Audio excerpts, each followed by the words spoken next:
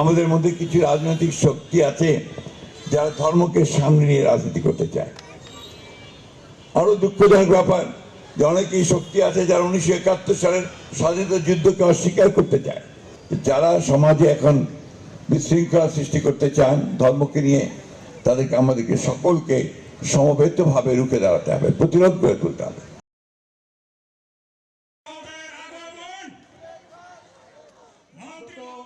বিশ্বাসী বর্গ রয়েছে তাদের প্রতি এই বক্তব্যের মধ্যে তিনি মন্ত্রী মহোদয়কে এর চেয়ে যেন বড়ভাবে আমরা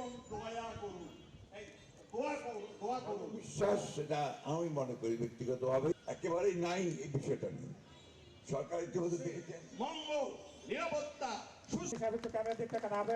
তাকাবেন প্রতি ফিলিপি অধিকারী মাননীয় মন্ত্রীর হাতে তুলে দিচ্ছেন।